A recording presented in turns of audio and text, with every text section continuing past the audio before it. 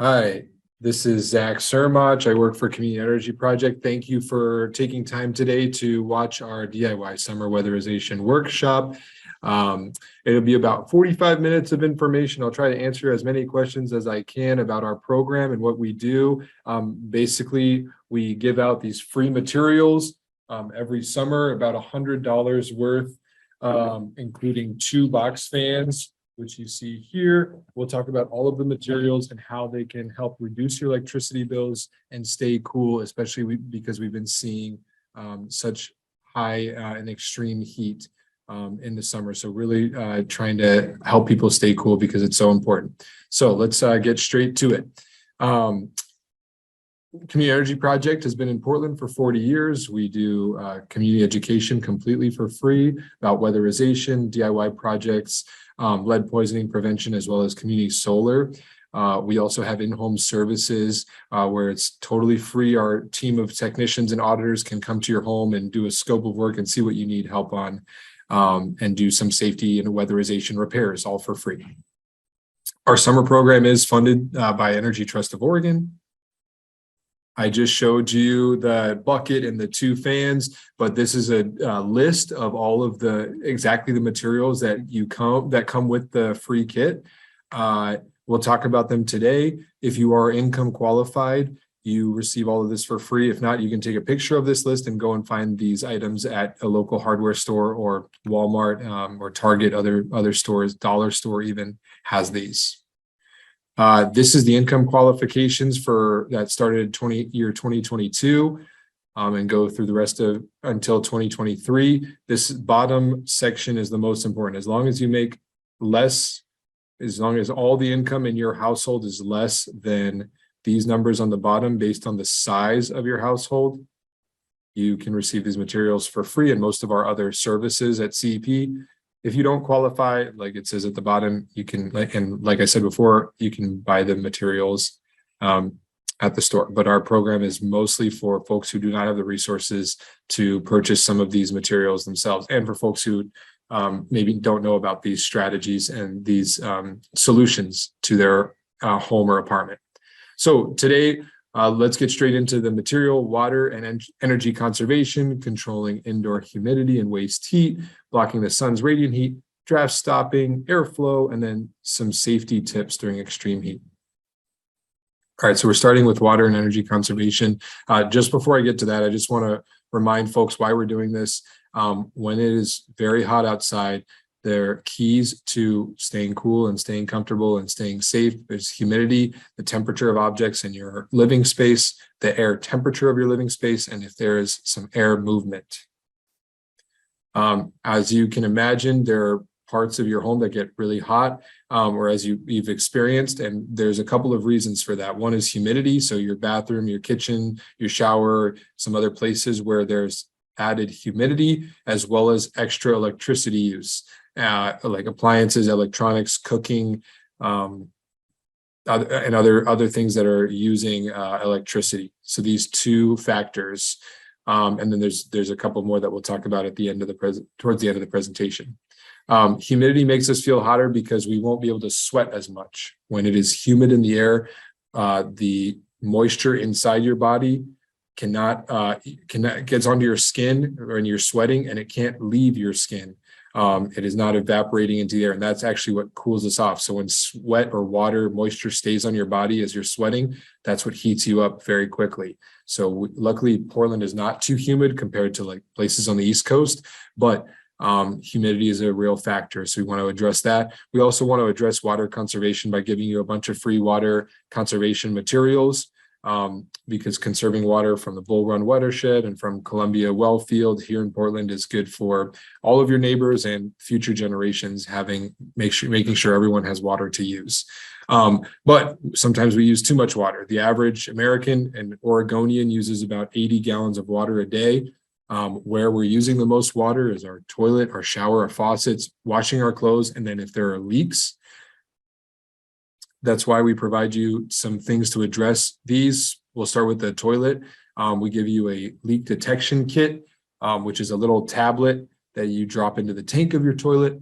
You wait for about 10 minutes, you just don't flush. And if you see food coloring in the bowl, that means that your toilet is leaking. If you pay your water bill, this is a very serious issue, and you should get fixed as soon as possible. Portland Water Bureau does free leak repairs. We also give you a toilet fill cycle diverter. This is a little plastic insert that goes right on this filled tube, as you can see here, and that balances out when your toilet is refilling after a flush, that there's not extra water just going straight down the pipe and really actually being wasted. So it can save about half a gallon to about a gallon of water every single flush if those are unbalanced. So it balances that out. And there's instructions in the kit, in the bucket, in each of the packages that we provide to how to do this. And there's also YouTube videos how to install all of the things that we're talking about. We also give you low flow faucet and shower aerators.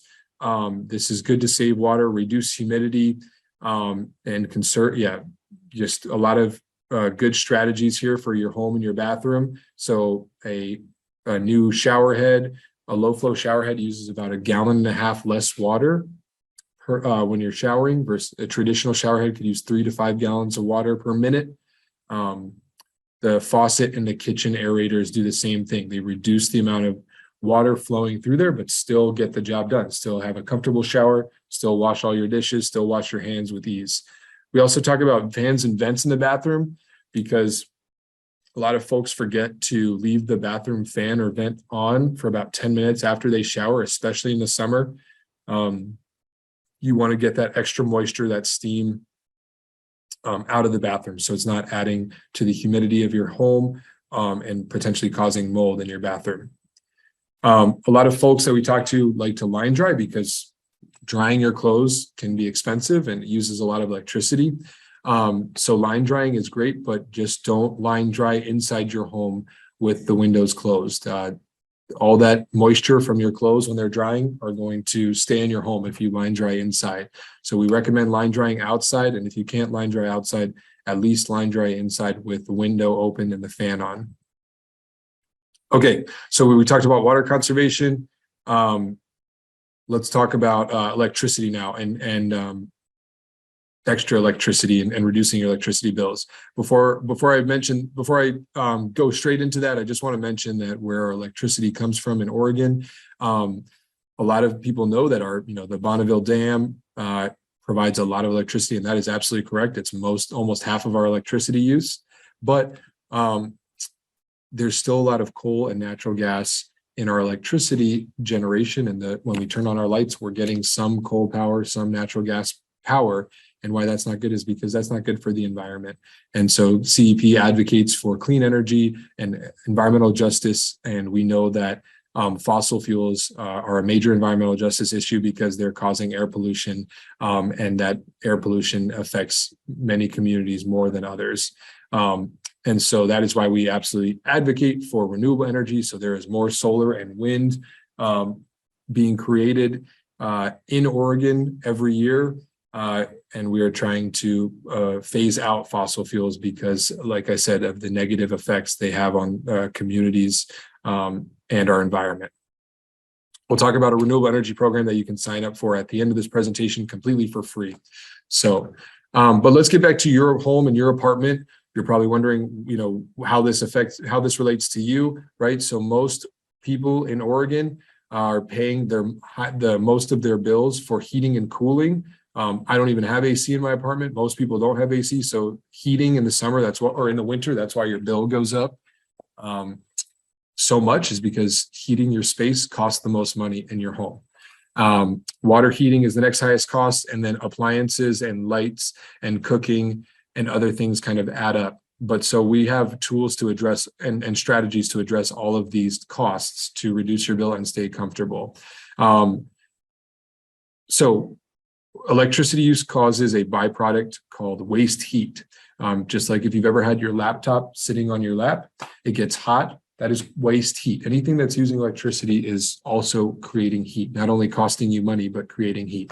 So we want to address some of this heat, because if it's already hot in our home over the summer, we don't want to be adding extra heat. So electronics, lights, cooking, water heating, inefficient appliances are all factors that we can address. We provide everyone a smart power strip in the kit. This is great because so there's data that shows that about 15% of your electricity bill every single month is going to things that are plugged into the wall, but not on. So they're just sucking electricity and creating heat. A power strip shuts off the electricity at the outlet. So nothing is being drawn. There's no electricity being sucked out of the outlet to something that's off. So a power strip is really great. There's also LED light bulbs. So we give you 2 LED light bulbs in the kit. That doesn't sound like a lot, but a LED light bulb costs about $1 a year to run. An old light bulb will cost $5 a year to run. So you put 2 in, that's $10 a year, and LED light bulbs last years longer. So if you put more than that, you can just multiply it by $5, right? And so you just add that on there.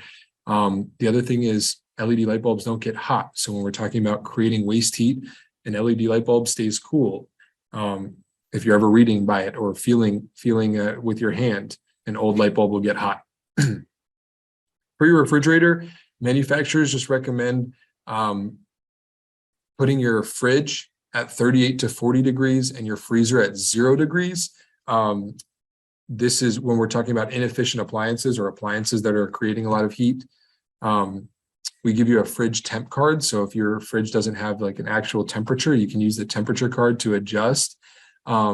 This is important just because if your refrigerator is not set at the right temperature, it might be working harder than it needs to, and then it could die faster, so break, which can be expensive, and it would just cost more money to be running. This picture on the left here is showing someone scrubbing off the coils. Maybe your coils are at the bottom, but using a scrub or vacuum is really good to get dust off of the coils again, so that the refrigerator is working efficiently and not adding extra heat to your kitchen. And then this may sound simple, but eating colder foods in the summer, cooking outside if you can. I saw a family grilling in the evening just a few weeks ago. This is, we're in August right now, so I saw them doing that, which makes a lot of sense. But if you can't cook outside, or you still want to cook for the family and not eat cold food all the time, just be mindful of what appliances you're using. So a crock pot, a microwave, or a toaster oven will use a lot less electricity and create a lot less heat than an oven, which may sound obvious, but is a good reminder. Okay, so let's talk about staying cool without AC, right? I don't have AC in my apartment. A majority of folks that we serve and a majority of folks in Portland do not have AC. This is why staying cool without AC is a very important topic. Why we get hot in our living spaces is because of radiant heat from the sunlight. So the sunlight that gets into your living space will heat up anything it touches. So furniture, walls, floors, your skin, your books, your TVs, it will just heat everything up.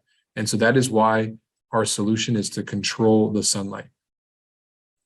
You have probably felt this in your own living space, that the south and west facing windows allow the most heat in, or will, cause the most heat, because that is where the sun is in the sky the longest every day.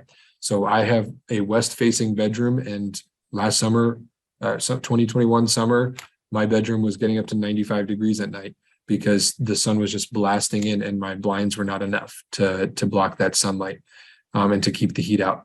So that's why we have a couple other solutions than just using your blinds, right? The first step is to control the sunlight from outside your window so that the sunlight doesn't even hit the glass. So using a tapestry, reflective film, cardboard. Some folks I've talked to have bought like a $10 film from Amazon that they just roll onto their windows, which reflects almost like sunglasses, reflects the sun. But so the idea is that the sunlight doesn't even hit the window because it'll heat up the glass even, which you'll then feel on the inside of your apartment. If you've already, taken some steps outside your home, or you can't do something outside of your apartment, the next best thing to do is to control the sunlight right at the window. So, having blackout curtains is great, but like I said, blinds are not enough because there's a space between the glass and the blinds. And that space, the light will come in, hit the back of the blinds, and now create this pocket of really hot air on the inside of your home, which is causing the main problem. So putting a sheet, this picture on the right is showing a sheet being taped up right against the glass, or cardboard tape against the glass, so that the sunlight is not entering too far into your living space. So that is controlling the sunlight. And we want to talk about controlling air movement. Think of your home, right? That it is, any cracks or gaps in your home are a weak point, and can cause air leakage. So this diagram is showing arrows where air in your home likes to seep out, or air from the outside likes to sneak in. And that is why we give some tools to close these gaps and cracks so that the air that is inside your home stays comfortable as possible, and you are not vulnerable to the high temperatures in the summer or the very low temperatures in the winter. This chart is showing where the most air leakage happens in your home, in a typical home. Electrical outlets, maybe plumbing fixtures, windows and doors, fans and vents if you have a fireplace that is really vulnerable, ceilings, walls, and floors. So wherever they are connecting, if you've ever seen, those are not lined up, or maybe you live in an older home and they've been moving because of various factors, you'll see gaps. The best way to check for this is with an incense or a candle, to just see that what this picture is, the smoke is being sucked out through a crack or gap. If you don't want to do that, or you don't feel comfortable doing that, you can just wet your hands and you'll feel air maybe coming in or going out. And that is definitely a sign that you have air leakage in your home or your apartment. So the first thing that we provide folks are outlet and switch gaskets. Most walls are not very well insulated. So if you've ever felt behind a switch or an outlet, air coming in, that's because the air from outside is getting into the wall and then into your home because there's a hole there. So putting this gasket between the wall and the faceplate will be great insulation for your walls. We also like to remind folks to use foam or plastic. As you can see, this gasket is foam, this backer rod is foam. Everything we give you is foam or plastic, because a lot of folks try to use fabric or like towels to stop air from coming out or to seal leaks, and that will just gather moisture and cause mold. And so we really don't recommend using fabric when you are insulating your home or plugging cracks. Three more things I want to talk about are V-Seal, foam tape in the middle here, and then rope caulk. These are really great DIY tools for your home or your apartment. We give you about 17 feet of V-Seal. As you can see, this goes on the inside of the door frame or the inside of the window frame. You just fold it into a V. It has adhesive on the back, and you just seal it on the door frame or the window frame where like on the jamb where the door closes, so that when it closes, it just squishes that V together, and then that will seal the space. If you've ever seen light around your door or your window, you know that air and bugs and other things are coming in. So this is V-Seal, and any other type of weather stripping is great to stop air from coming in around those spaces where you can see light or feel air. Foam tape does the same thing. It works in windows and doors, and it just kind of fills that gap between the frame and the window or the door. And it's really easy to install. Both of these have just adhesive on the back, and they stick there, as you can see, and you just open and close. Rope caulk is great. A lot of renters are not allowed to use permanent caulk, which you see like in liquid form. It comes out of a tube. Rope caulk is temporary, like a clay, but it works the same way. I put some up around my window, lasted for 8 months, and then I took it down. So it really stays up. You can put it on glass, you can put it on wood, you can put it around things where there are cracks and you feel air coming in, and it will just plug those up, and you can just pull it off when you're done. Like I said, we don't give you permanent caulk to use, but you can find that at a store if you own your home and you want to use that more serious air sealant. Okay, so now we're going to get to the box fans and the thermometers, which are kind of the stars of the show here when it comes to staying comfortable in the summer. This chart shows a real life test that my supervisor did at her home. And so as you can see, she has her windows open in the morning to get to cool off the her living space, because outside was 62 degrees. It was, inside she wanted to cool off because she knew that the day was going to get really hot. So the most important thing to remember, and what this slide really shows well, is that when the temperature outside gets above the temperature inside your living space, you want to have your windows closed. Even when it seems kind of comfortable outside, right? 69 degrees doesn't seem too bad, but because you've cooled off your home so much, you cooled it off to 66, outside is hotter. So you want to close your windows and keep the cold air in as long as possible, especially if you know that outside is going to get really hot. That's why checking your phone, checking some of the resources I'm going to talk about at the end, the National Weather Service, is really important, or getting news updates from your city or your county health offices about extreme weather. You want to make sure that you are prepared at least a day in advance, or if not more. So as you can see, my supervisor closed her windows when outside got above the inside temperature. That was around 9 a.m. And then inside stayed in the 70s all day when outside got all the way up to 95. So 20-degree difference between inside and outside, using your windows and the box fans the right way. We're going to talk about how to use these box fans, right? A lot of folks think that it's just for body cooling. So just having a fan blow on you, that can work sometimes. If the temperature is really hot, blowing hot air on you is actually dangerous. So if it's 90 degrees in your apartment, which I hope it never is, blowing 90-degree air onto your body is not safe and even more uncomfortable. So we really want to use these box fans for intake and venting to move a lot of air, get this air movement, and actually change the temperature of your apartment to make it more comfortable. So using intake, right? So you have the box fan flipped facing inward, and you're sucking air from outside and bringing it in. You're probably going to do this from the shadiest or the coolest window in your apartment or your home.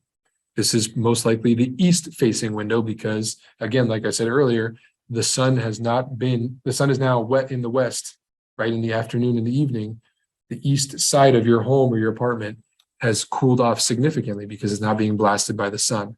So any shady area or cooler area is good to do this intake. However, the fans can also be used for venting. So if you have, like my bedroom is facing west in the evening, instead of waiting for it to naturally cool down from 95 degrees like it was last summer, I started to use these box fans, open my window and send out that 95-degree air, cool it off, because there was cooler air coming in from the other side, spots of my apartment. If you have vents or fans in your bathroom, your kitchen, you can use this to facilitate this idea of getting a cross breeze. I'll talk about that in just a moment. So like we said, there's a couple of steps to think about in the summer and using the box fans in your windows. You want to vent out the hottest room first by turning the fan around and sending hot air from inside to the outside. Then you want to create a cross breeze. This is why we give you two fans, because one fan can be doing venting while you set up another fan on the other side of your apartment or your home to do intake. Then you want to get the air as cold as possible. This is where two fans are doing intake. So you can just really move a lot of air into your apartment in the evening to get ready for the next day. And then, like we said, keeping the cold in, closing your windows when you see the temperature in the morning rising up and getting hotter so you can stay cool all day.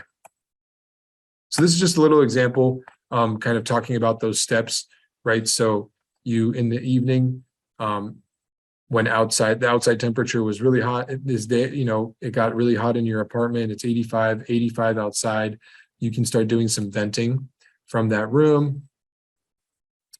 So now, it's cooling off outside, maybe it's 8 or 9 p.m.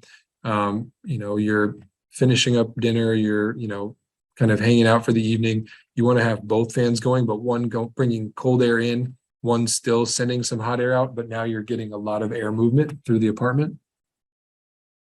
This is overnight, right? So this picture is showing you overnight that both fans are in 2 windows, maybe 1 window, bringing in a lot of cold air.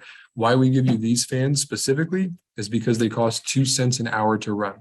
So I've spoken with some of our participants that say, you know, that they have an AC unit, but they leave it unplugged in their closet because their bills can go up pretty high sometimes. So I just want to remind folks that, and I tell folks every workshop that I give, that these fans are very cheap to run because they're so energy efficient, but they're very big and they move a lot of air. So you don't have to worry about the cost overnight. And you know that a lot of cool air will be being brought into your apartment. Yeah, so 2 cents an hour, right? 8 hours overnight, it's 10 cents versus seeing a really high increase on your bill. And then in the morning, so you're doing that all night, and then in the morning you wake up, you know, you start your day, you do your things maybe before you go to work, or before your kids go to school or something. You see that the temperature outside is going up, but inside you've cooled off significantly. You want to close your windows, turn the fans off, and maybe put your curtains up, right? Or put or cardboard or whatever you have to block the sunlight and really keep that cold air in as long as possible until you do it again the next evening. If you have 2 stories, you're probably going to be doing intake downstairs because hot air rises. So you'll probably be venting upstairs. You can see these red and blue arrows are helpful. And then I want to talk about health and safety before we finish, and then just a couple of resources to send you off with. So I'm not a doctor, but there are some things that I've learned from our partners and from the city and from health workers that have shared information around heat illness and extreme heat risks. So what increases your risk of heat illness is your age. If you're under the age of 4 or over the age of 60, if you have an illness, if you're pregnant, if you work outside or do a lot of physical activity, and then if you're not hydrating. Heat illness is kind of easy to understand in stages. So stage 1 would be heat cramps, which don't sound as serious, but you know, you'll have maybe some muscle pain. But it is good to recognize this as soon as possible and rest, cool off, and hydrate. Maybe you need to stretch. But if this continues, you can start to experience symptoms of heat exhaustion, which is much more serious. The symptoms are heavy sweating, being weak and tired, maybe dizzy or nauseous. Maybe you're getting a headache. You might even faint. This is where you seriously need to stop exercising, cool down as quickly as possible, and drink a lot of water. If heat exhaustion lasts longer or does not go addressed, you could experience a heat stroke, which is absolutely an emergency. These are some of the symptoms. Extremely high body temperature, you know, you might go unconscious, and you would have to call 911, or someone will have to call 911 for you because you can't yourself. So heat stroke is absolutely an emergency. Staying cool, you all probably know some of this stuff, but just drinking water and electrolytes and not sugary alcoholic drinks, avoiding the hottest part of the day if you can, and taking breaks. Staying cool, right? You just never want to leave children or pets in the cars. That is extremely dangerous. And then to cool down quickly, you can do foot soaks, or I usually just take a cold shower to just try to cool off my entire body. You can also put ice on your pressure points, so like your neck or your wrists or your feet. Your pets get very hot too, so brushing them and giving them cold water to drink, as well as if you have extra frozen jugs or tiles, they can lay on. And then, as most of us know, in the summers, because of the heat and the dryness, we've seen a lot of wildfires. So it's good to check the air quality when you know that there's wildfires, before you go outside, especially if you're vulnerable to poor air quality. This may sound obvious, but keeping your doors and windows closed as much as possible, just to keep the smoke out. These box fans are great because if you just buy a $5-10 furnace filter, you can tape that onto the front of the box fan, put it in the middle of your living room, and any smoke that does come in from leaks or cracks or sneaks its way in when if you go out to buy stuff, obviously, it can really clean up that smoke inside your apartment. We also do provide folks wildfire rated masks if they do need to go outside. But with wildfire smoke, it is important to be prepared and have an emergency plan. I know a lot of folks that do have to evacuate or have to go to a community shelter where there's cleaner air, or maybe the power might go out in your neighborhood. So having a prepared bag of some foods, some waters, maybe some batteries, flashlights if you need. So some other things to stay safe. Okay, I want to just talk about reducing your electricity bills. It's almost been 45 minutes, so I want to cut this shorten this, or I don't want to go too long. So community solar, we run the community solar program for the state of Oregon. We've helped thousands of people sign up and receive 10 to 20% savings on their annual electricity bills. So it is significant savings. It is completely free to sign up. This is how it works, this diagram. But basically to explain this is that you don't get solar panels on your roof.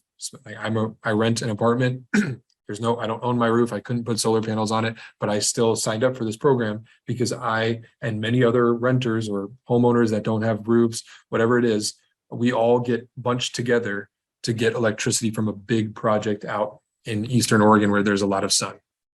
So it is much cheaper. It is completely free to sign up. It is perfect for renters and homeowners and folks who are income qualified to save on your energy bills.